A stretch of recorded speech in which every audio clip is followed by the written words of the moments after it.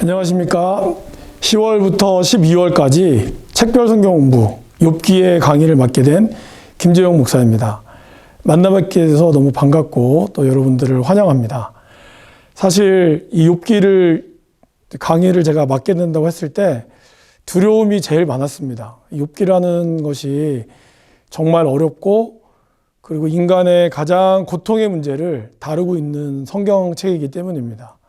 제가 아직 인생의 경험도 짧고 비록 목회자로서 이 말씀을 주석할 수는 있겠지만 이 시면에 있는 인간의 고통과 내면의 마음을 다루기에는 부족한 것이 사실입니다. 저와 함께 기도하면서 이 말씀을 같이 고민하면서 저도 이 말씀을 묵상하고 준비하면서 많은 은혜를 받았습니다. 이 은혜를 여러분들에게 잘 나눠주는 것이 저희 소망이고, 혹시 이 말씀을 묵상하고 같이 공부하면서 지금 고통 가운데, 알 수 없는 고통과 고난 가운데 있다면 이 말씀을 통해서 저와 여러분들이 하나님의 마음을 알고 하나님의 뜻을 깨달았으면 좋겠습니다. 같이 기도하고 시작하겠습니다. 사랑과 은혜가 많으신 아버지 하나님, 10월부터 약 13주 동안 저희들이 욥기를 함께 묵상하며 나눌 수 있도록 인도하여 주시니 감사합니다. 인간의 고통과 내면의 슬픔 가운데서 하나님의 통치와 또 하나님의 정의를 질문하는 욥의 마음이 우리의 마음입니다. 그 마음 속에서 하나님이 말씀하시고 또 친구들과 논쟁하는 가운데 우리에게 깨달음을 주시고 하나님의 뜻을 헤아릴 수 있게 하여 주시옵소서. 감사드리며 부족한 종에게 함께하여 주시고 또 이 강의를 함께 공부하는 모든 성도님들에게도 성령의 충만함과 깨닫는 지혜를 허락하여 주시옵시고 이 강의를 돕는 모든 손길 위에도 하나님 함께하여 주옵소서. 예수님 이름으로 기도합니다. 아멘. 네, 오늘은 욥기의 전체 개관에 대해서 함께 나눠보도록 하겠습니다. 그리고 앞으로 12주, 이걸 포함한 13주 동안 욥기의 장들을 함께 볼 것입니다. 욥기는 크게 41장으로 되어 있죠. 그래서 13주 동안 저와 여러분들이 나누게 될 텐데 이 말씀을 함께 묵상하면서 귀한 은혜의 시간이 되면 좋겠습니다. 인간 정신의 가장 위대한 걸작, 이 장발장을 지은 빅토르 위고가 한 말입니다. 또한 기독교의 어떤 철학가, 유명한 철학가죠. 이 책만큼 강렬한 고통에 대해서 표현한 책은 이 세상 어디에도 없다. 그리고 구약학자인 게오르그 포로는 단테의 작품과 괴테의 파우스트에 대해 비견될 정도로 세계문학의 가장 중요한 작품 중에 하나다. 이렇게 평가받고 있는 것이 바로 욥기입니다. 수필로 쓴 문학 중에 최고다라고 하는, 그만큼 이 욥에 대한 찬사는 굉장합니다. 문학을 공부하는 사람이라면 이 욥의 고난과 이 모습에 대해서 한 번쯤은 다 읽어봤을 것입니다. 그런데 저와 여러분들도 아마 이 욥기를 또 기대하고 또 나가면서 이 고난, 고통의 문제가 어떻게 진행될 것인가를 아마 궁금해할 것입니다. 제가 오늘 이 말씀을, 이 욥기를 이제 강의한다는 얘기를 어떤 분이 들으시고 그러시더라고요. 자기가 욥기를 가장 좋아하는 성경이다라고 말씀을 하시더라고요. 그만큼 욥기는 참 어려운 책임에도 불구하고 많은 사람들이 사랑을 하는 것 같습니다. 여러분, 욥기는 희한하게도요, 이오브라고 하는, 이 헬라어로는, 히브리어로는 이오브고 헬라어는 이오브라고 되어 있습니다. 나의 아버지는 어디에 계시는가 라는 의미가 있어요. 그래서 핍박당하는 자라는 의미와 나의 아버지가 어디에 계십니까 라고 하는 이 뜻이 담겨져 있는 것이 바로 이 욥기입니다. 그리고 성경에는 대부분 앞글자를 따서 성경을 만들어지거든요. 창세기를 하면 바라시트, 태초에라고 하는 원래 원문은 그렇게 나와 있습니다. 근데 욥기는 처음부터 끝까지 계속 욥기라고 하는 그 이름 그대로를 성경으로 쓰고 있는 몇 안 되는 책 중에 하나입니다. 지혜문학이라고 분류를 하고 있습니다. 사실 굉장히 다양하지만 큰 카테고리 안에서는 지혜문학이라고 분류를 합니다. 지혜문학의 대표적인 거는 여러분 아시다시피 시편, 그리고 잠언이 있죠. 그리고 전도서, 이 시편은 뭐 지혜 문학의 요소가 좀 있긴 하지만 더 정확하게는 잠언과 전도서가 이 지혜 문학이라고 할 수 있습니다. 그런데 지혜 문학이라고 하기에는 사실은 이 욥기는 기본적으로 이것들이 가지고 있는, 이 성경이 가지고 있는 지혜와는 약간 다른 맥락을 띠고 있죠. 이 부분에서도 이따가 한번 나눠보도록 하겠지만 잠깐 얘기하면 잠언은 무엇입니까? 인생의 어떤 성공, 인생을 어떻게 살아야 한다라고 하는 지혜를 담고 있어요. 그래서 우리 이거를 사실 인습적 지혜라고 얘기를 합니다. 그러니까 일반적으로 저와 여러분들이 가지고 있는 지혜에 대한 생각이 뭐죠? 하나님을 경외하는 자는 복을 얻을 것이다. 게으른 자여, 개미에게서 배우라. 그러니까 부지런한 자가 잘 될 것이다. 라는 것이 잠언의 전체에 깔려 있어요. 물론 모두 다 그렇진 않습니다. 잠언도 세세하게 들여다보면 그렇지 않지만 대부분이 그러한 것들을 포함하고 있습니다. 전도서는 뭐죠? 전도서는 이 잠언과는 약간 다르지만 어떤 개인의 이 회의론적 고백, 그죠? 헛되고 헛되니 모든 것이 헛되다. 자기의 인생을 되돌아보면서 다시 한번 인생이 어떤 것이 진짜 인생인가를 보고 있어요.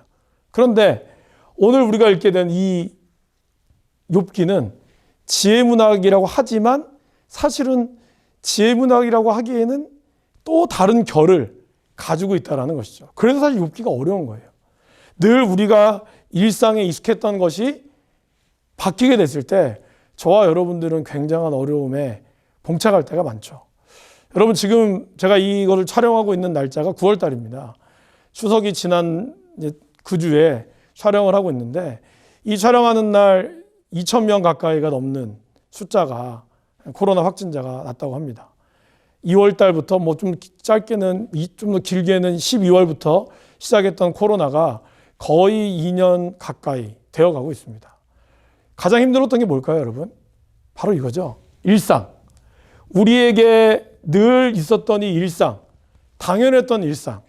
주일날에는 아침에는 일어나서 교회 오고 식사하고 교회 봉사하고 또 뭐 오후 예배까지 또 수많은 봉사 속에 그렇게 활동했던 저와 여러분들의 삶. 그 다음날 아침엔 또 회사를 가고 직장을 가고 가정생활을 하고 그 모든 일상이 무너져 버렸어요. 그죠? 그리고 모든 일상이 다시 재편이 되었습니다. 이제 2년이 지나고 다시 일상으로 돌아가는 것 또한 우리에게는 사실 어쩌면 기대가 되면서도 또 다른 일상이 되면서 무너지게 돼 있죠. 무너질 가능성이 굉장히 많다는 겁니다. 코로나가 처음 터지고 가정으로 모든 것이 복귀됐을 때 가정이 회복될 것 같은 마음이 들었지만 오히려 이혼이나 이런 여러 가지 가정의 불화들 또한 많아졌다라고 통계가 나와 있습니다. 이런 일상이 무너지는 것이 사람들이 늘 익숙해 있던 것에서 일상이 무너져가는 것에 대해서 힘들어하고 있다는 것이죠. 그러면서 묻죠. Why? 다 같이 해보실까요? 하나, 둘, 셋. Why? 왜? 왜 이런 일이 일어날까? 그죠? 내가 과연 무슨 잘못을 했을까? 부터 시작해서 우리 애는 어디서 왜 이렇게 됐을까? 그런 모든 것들을 비난과 때로는 원망과 자괴감 속에 우리는 빠져서 살고 있다는 것입니다. 안타깝게도 수많은 자영업자분들 중에서는 또 너무나 힘들어서 목숨을 끊는 그런 안타까운 일들이 추석 전에 또 추석 이후에 발생을 하고 있는 것이 사실입니다. 이 모든 것들이 되어지는 이유는 바로 이 일상, 우리가 늘 알고 있는 인습적, 우리의 삶이 늘 또 동일하게 이루어졌던 삶이 무너졌을 때 나온다는 것입니다. 욥기가 사실 그래서 어려운 거죠. 늘 우리가 당연하게 여겨졌던 일상이 욥이라고 하는 사람이 고난을 당했어요. 근데 그 고난이 아무 이유가 없어. 오히려 하나님과 사탄의 일종의 장난질? 마치 내기하면서 욥이라는 한 인간을 두고 둘이 장난하는 듯한 그런 굉장히 불쾌한 마음들이 드는 것이 이 욥기가 가지고 있는 어려움이라는 겁니다. 지혜문학이라 하지만 사실은 우리가 알고 있는 그 지혜가 아니라는 것. 그러니까 어떻게 보면 여러분 욥기를 읽을 때는 가장 중요한 건 뭘까요? 지금 여러분들이 가지고 있는 모든 생각들을 내려놓을 필요가 있다는 거예요. 여러분들이 기대하고 있는 것들을 내려놓을 필요가 있어요. 사실 기도라고 하는 게 왜 우리는 기도에 대해서 하나님께 기도했는데 왜 안 들어주지? 그렇게 얘기하는 사람들이 있거든요. 이유가 뭘까요, 여러분?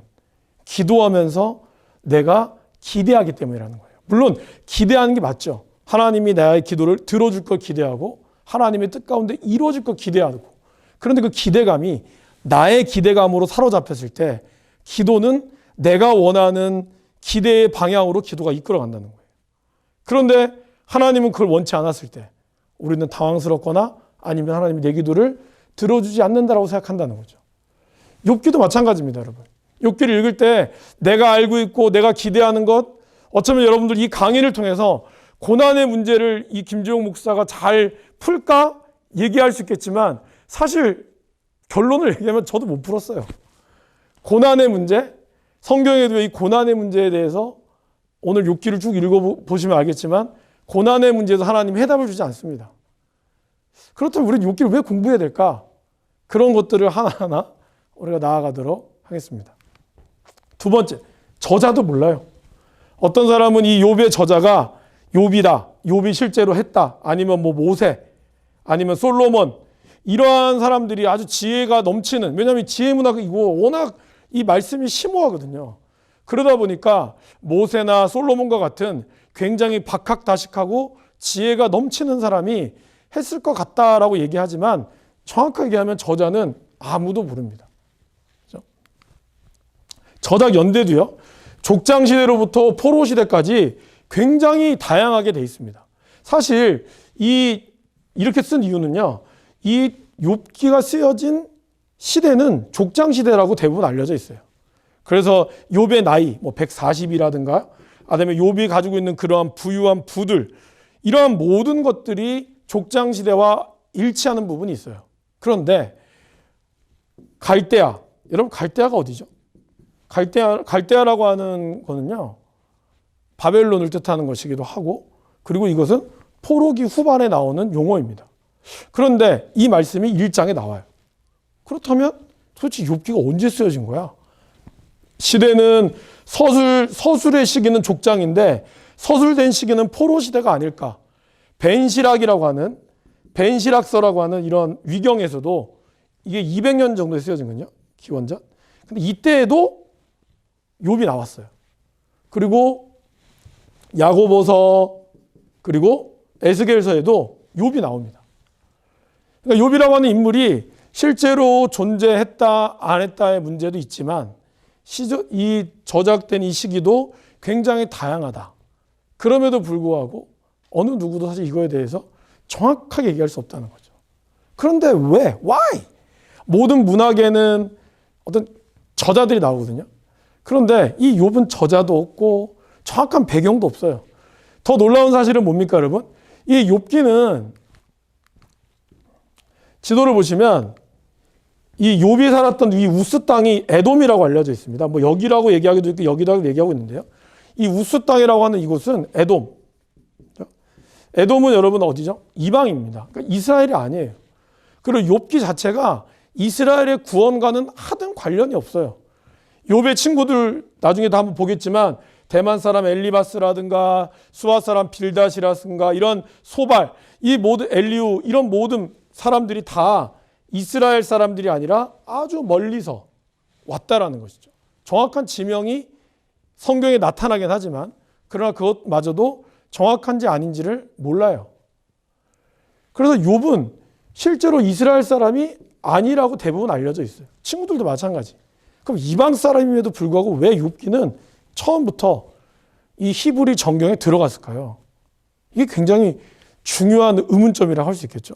보통 이스라엘은 정경에 대해서 굉장히 철저하고, 그리고 이스라엘의 어떤 구원, 야훼 하나님에 대한 신앙, 제사장적 신앙, 이런 것을 굉장히 중요시 여김에도 불구하고 실제로 욥은 그런 내용들을 거의 담고 있지 않습니다. 물론 여호와 하나님, 야훼에 대한 신앙이 담겨져 있지만 기본적으로 이스라엘 사람이 아닌 이방 사람이었던 욥이 이스라엘의 정경에 들어갈 수 있었던 이유, 그것은 어쩌면 그리고 족장시대부터 포로시대까지 오랜 시간에 걸쳐서 이 성경이 욥기가 읽혀지고 그리고 사람들한테 알려졌던 이유는 뭘까요? 그것은 바로 인간이 가지고 있는 이 고통의 문제, 고난의 문제, 그리고 정의와 공의, 그리고 하나님의 존재, 이 모든 문제가 하나님이 인간을 창조할 때부터, 그리고 인간이 죄를 짓는 순간부터 계속해서 제기되어 오는 문제라는 것입니다. 그래서 시대는 바뀌었지만요, 지금 저와 여러분들도 어떻습니까? 우리도 지금도 정의를 부르짖고 있습니다. 분명히 법이 굉장히 좋아졌어요. 그죠? 모든 법들이 평등하다는 법 점점점 정교해지고, 그리고 그러한 법 아래만 제대로만 유지가 돼도 나라는 굉장히 좋을 것 같은데요. 법은 더 정교해졌지만 범죄 또한 갈수록 정교해지고 늘어갔습니다. 많은 사람들은 이 법 아래, 법 앞에 평등하다라는 말을 믿지 않습니다. 교회도 마찬가지죠. 하나님의 말씀에 대해서 사람들이 이제 더 많은 사람들이 의문을 갖기 시작했어요. 그런 의문 속에 욥기가 우리에게 던지는 질문, 고통, 고난, 어디서부터 오는 것인가? 이거를 말씀하고 있다는 것이죠. 우스라고 하는 지역은요, 먼저 좀 살펴보시면 섞여 사는 민족과 우스 땅의 모든 왕과 블레셋 사람의 모든 왕과 사람들과, 근데 이 우스 땅이라는 것이 아까 얘기했던 에돔 지역, 그죠? 라고 얘기하고, 또 예레미야 애가 4장 21절에는 우스 땅에 사는 땅 에돔아, 그래서 에돔을 얘기하고 있죠. 그래서 이 에돔에 대해서 에돔이라고 얘기하고 있고, 그 다음에 엘리바스, 대만 사람 엘리바스도 다음 주에 보겠지만 이 사람도 에돔에서 왔다. 창세기 기록이 또 있습니다. 이러한 것을 추측할 수 있습니다. 욥기의 주요 등장 인물들을 보면요, 뭐 가장 대표적인 하나님이죠. 사탄. 하나님과 사탄이, 그러니까 아까도 얘기했지만 이 두 사람이, 하나님 그리고 사탄이 어떻게 보면 일종의 내기를 한 거잖아요. 수수께끼로. 그리고 그 안에 이 고래등 싸움에 새우 등 터진다고, 이 고래 싸움에 새우 등 터진다고 하나님과 사탄의 싸움에 욥이 거기에 들어가서 처절한 고난과 고통을 당하고 있죠. 그리고 그것을 본 친구들의 반응, 3차에 걸친 소발까지 3차에 걸친 반응과 마지막 엘리후의 최후 변론, 이렇게 되어 있죠. 그래서 엘리바스 공격하고 빌닷 공격하고 소발 공격하고 또 욥이 반박하고, 이런 것들이 3차에 걸쳐서 진행된 다음에 욥의 이야기와 함께 엘리후가 마지막 최후 변론을 하고 하나님이 나타나죠. 그리고 아주 작은 엑스트라로 욥의 아내, 고통당하는 욥을 보고 나가 죽어라 이렇게 얘기했잖아요. 그리고 자녀들, 갑자기 나타난 자녀들, 나중에는 또 태어난 2배로 많이 태어난 자녀들과 그리고 하인들, 종이 나오죠. 이렇게 구성되어 있습니다. 뭐 그 다음에는 욥의 어떤 고백이나 하나님 가운데 하는 수많은 어떤 동물들로 인해서 욥이 창조 신학을 이야기한다라고 얘기하지만, 뭐 그것이 뭐 일련 틀린 말은 아니지만 제가 이야기하는 이 전체적인 주제는 좀 벗어나서 일단 인물들을 주로 이렇게 이야기를 했습니다. 욥기를 이제 뭐 바이블 프로젝트라고 하는 이 포스터에 만화가 있습니다. 이 만화는 이제 한눈으로 볼 수 있도록 해놨는데요. 욥기는 하나님의 지혜를 신뢰하라는 초대라는 이 주제 아래 논쟁, 하나, 둘, 셋. 그 논쟁의 핵심, 하나님은 공의로우신가? 하나님은 우주를 엄격한 공의의 원칙으로 다스리시는가? 욥의 고난은 어떻게 설명될 수 있는가? 이곳으로 질문하면서 시작이 됩니다. 그래서 1장, 2장은 하나님의 그 천상회의에서 나타난 하나님과 사탄의 대화. 이건 산문으로 되어 있어요. 참 재밌죠? 그 다음에 3장부터 이 42장까지는 또 뭐로 되어 있을까요? 시로 되어 있어요, 시. 그 다음에 마지막 42장부터 1절에서 7절까지 다시 산문으로 되어 있습니다. 이런 내용들이 쭉 나오고 있죠. 욥의 구조는 아까 말씀드린 대로 1장, 2장은 산문으로 되어 있고요. 그래서 하나님을 경외하는 욥은 사탄의 모함으로 말미암아 고난을 겪었습니다. 그러나 그때까지만 해도 여전히 그는 하나님을 경외했죠. 그래서 그 부인이 얘기했을 때도 당신이 하는 말이 옳지 않다라고 얘기하면서 그는 입술로 하나님을 부인하지 않았습니다. 그러다가 3장에 탄식하죠. 자기의 탄생을 탄식하면서 원망하고, 그것을 지켜본 친구들이 일주일 동안 욥의 그 슬픔을 아무 말도 하지 못해요. 가만히 보고 있죠. 그러다가 욥의 탄식을 듣고 4장부터 논쟁이 벌어집니다. 욥의 세 친구가 인과응보의 논리, 뭐 역사적 원리, 이런 모든 것들로 인해서 자신의 무죄를 항변하며 논쟁을 시작하죠. 그리고 이제 28장에 지혜, 욥의 항변에 지혜가 나오는 거죠. 그리고 세 번째는 이 엘리후와 하나님의 최종적인 말씀이 있은 후에 마지막 결말으로 산문. 하나님이 친구들보다 욥을 인정하시고 또 그에게 갑절의 복을 주심으로 그를 회복시켰다. 이런 내용들로 크게 구성되어 있습니다. 뭐 세세한 내용들은 저와 여러분들이 함께 보면서 나누면 될 것 같습니다. 자, 욥기가 아까도 말씀드렸지만 어려운 이유가 뭘까요, 여러분? 욥기가 어려운 이유는요. 첫 번째는 지혜에 대한 시각입니다. 아까도 얘기했죠. 우리가 가지고 있는 이 지혜는요. 인습적 지혜입니다. 그러니까 저와 여러분들이 가지고 있는 하나님을 경외하는 자는 복을 받을 것이다. 그리고 하나님을 믿고 열심히 사는 사람에게 복이 임할 것이다. 사실 초창기 60년대, 70년대 한국 교회는 산업화와 열정과 더불어 열심히 기도하고 봉사하고 찬양하고 예배드렸을 때 교회는 엄청난 부흥을 경험했고 산업화도 굉장한 성공을 이루어서 한강의 기적이라든지 여러 가지 다양한 기적들이 이뤘습니다. 제가 울산에서 고등학교까지 나왔거든요. 그리고 거의 학교 다닐 때, 대학교 다닐 때도 울산에서 왔다 갔다 했었는데 그때만 해도 울산 공장은 IMF가 터졌어도 문제가 없었어요. 그만큼 이 산업의 열기가 굉장했다는 것이죠. 그러나 IMF가 이후로 그리고 나라가 점점 어려워지면서 교회 또한 하강 곡선을 그리기 시작했습니다. 근데 문제는요. 교회가 하강한 것이 문제가 아니었어요. 성도가 줄고 그리고 사람들이 떠나는 것이 문제가 아니라 그 안에 있는 교회의 중요한 어떤 신학적 문제들 그리고 신앙적 문제들이 발생하기 시작했다는 거죠. 그게 뭘까요? 바로 기복적인 신앙이라는 겁니다. 그렇죠? 이것이 바로 인습적 지혜가 가지고 있는 지금 우리가 겪고 있는 어려움이라는 거예요. 하나님 믿으면 복 받는다.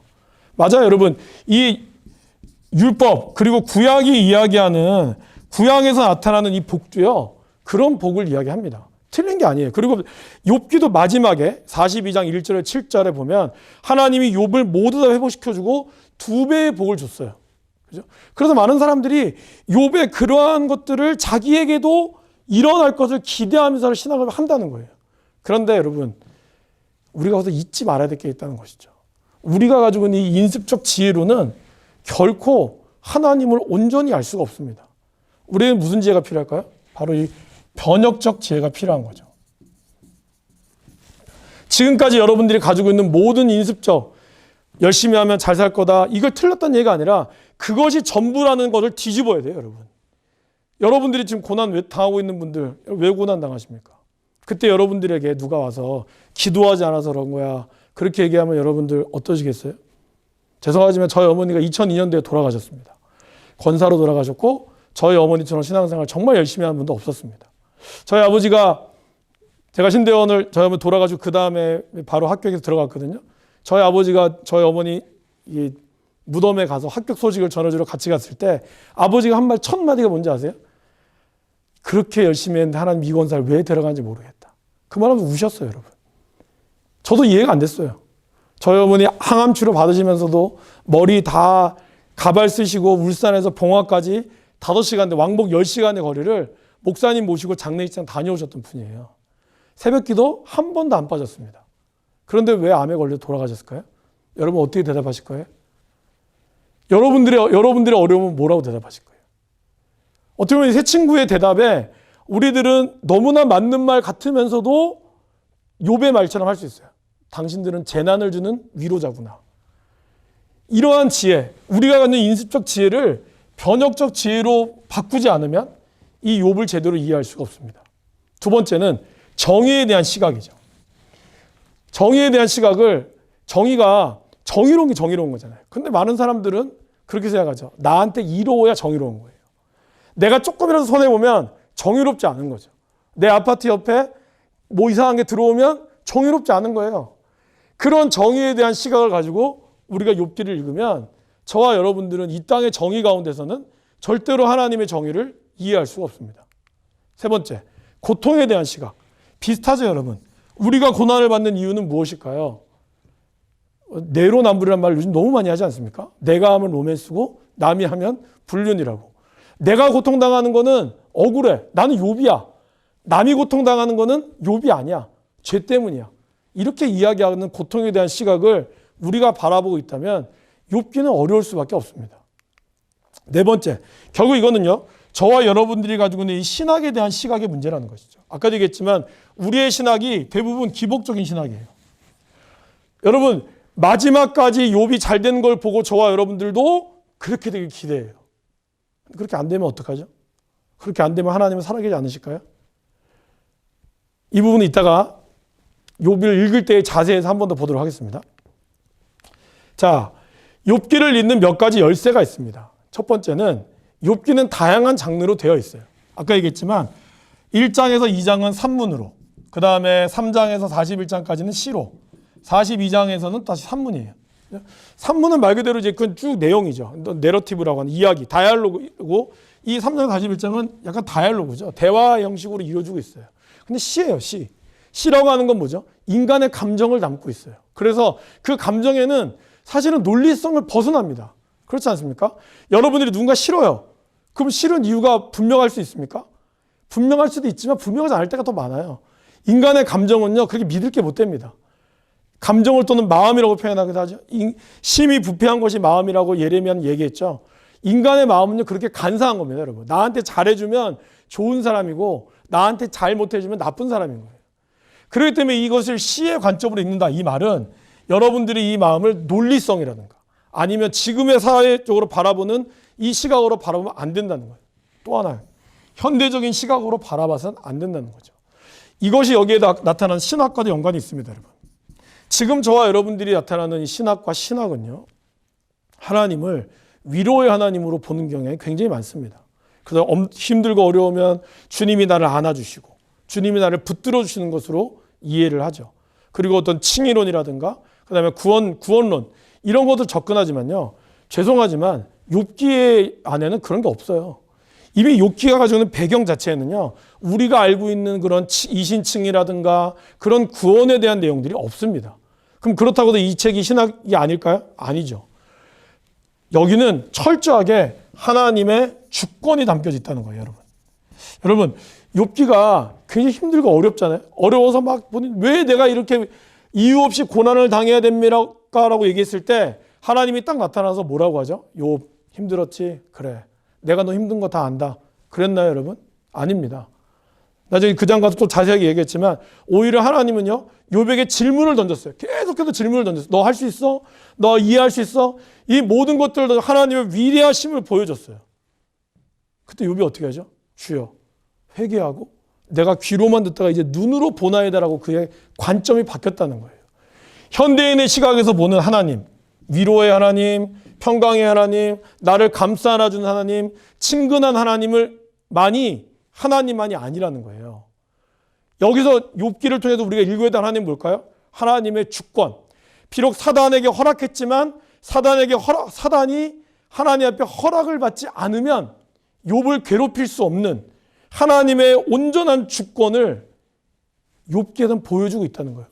왜 사단이 우리를 공격했지? 이렇게만 보면 것이 아니라 사단마저도 하나님의 통치 아래 있구나 라는 것을 볼 필요가 있다는 것이죠.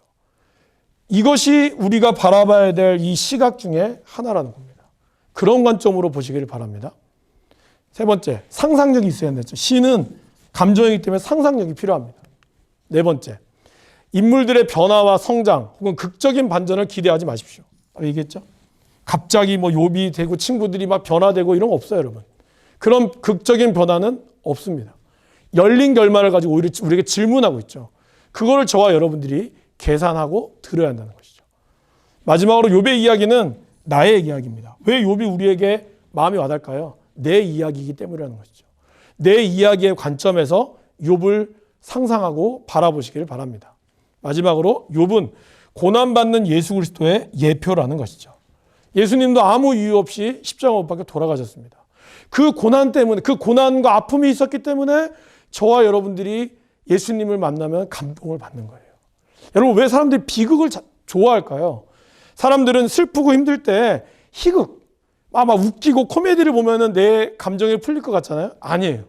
오히려 비극적인 내용이 나에게 카타르시스를 준다는 겁니다. 역설적이죠. 나보다 더 힘든 사람을 보고 나보다 더 어려운 사람의 모습을 보면서 거기서 그 사람은 위로함을 받는다는 거죠. 바로 욥이 우리에게 그거를 보여주고 있습니다. 특별히 저와 여러분들은 이 그리스도의 관점에서 이 욥기를 묵상하셨으면 좋겠습니다. 자, 욥을 통해서 우리가 많이 보는 말씀이 내 시작은 미약하였으나 그 다음에 모태에서 나왔다라고 얘기하잖아요. 근데 제가 오늘 여러분들에게 우리가 던져야 될 어쩌면 사단이 하나님에게 던졌던 질문이고 저와 여러분들의 신앙의 질문 뭘까요? 욥이 까닭 없이 하나님을 경외하리이까? 여러분 하는 신앙생활 왜 하십니까? 복 받으려고? 그렇다면 사단이 여러분들에게 던지는 질문입니다. 욥이 까닭 없이 하나님을 경외하리이까? 이 질문이 어떻게 보면 우리 욥기의 가장 큰 주제라고 볼 수 있습니다. 자, 마지막으로 고린도전서 1장 18절에서 25절 말씀입니다. 이 말씀을 여러분들이 집에서 읽어오시기를 바라겠습니다. 이 말씀을 제가 다음 주에 시작을 하고 이 말씀에 대한 내용을 다시 한번 나누고 난 다음에 욥기로 들어가도록 하겠습니다. 많은 분들이 욥기가 숙제가 있습니까? 물어보신 분들 많아요. 네, 숙제 있습니다. 속으셨죠? 그런데 숙제는 말씀을 읽고 묵상하는 것도 숙제를 대신합니다. 뭐 내구 제출하는 게 아니라 여러분들이 욥기의 말씀을 읽어 오셔야 돼요. 그게 숙제입니다. 다음 주는 1장, 2장 그리고 고린도전서 아까 1장 18절에서 25절 말씀 있죠. 이 말씀을 반드시 읽어 오시길 바랍니다. 이 말씀을 읽고 그리고 이 말씀부터 시작해서 저와 여러분들이 욥기에 본격적으로 욥에 대해서 들어가도록 하겠습니다. 여러분 제가 부족한 것이 많을 것 같습니다. 준비하면 너무 어렵더라고요.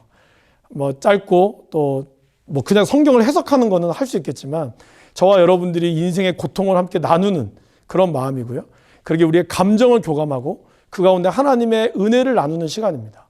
그래서 부족하더라도 함께 마음을 나눈다는 마음으로 저와 여러분들이 이 욥기 강의에 임해 주셨으면 좋겠습니다. 수고 많으셨습니다. 다음 주에 뵙도록 하겠습니다. 감사합니다.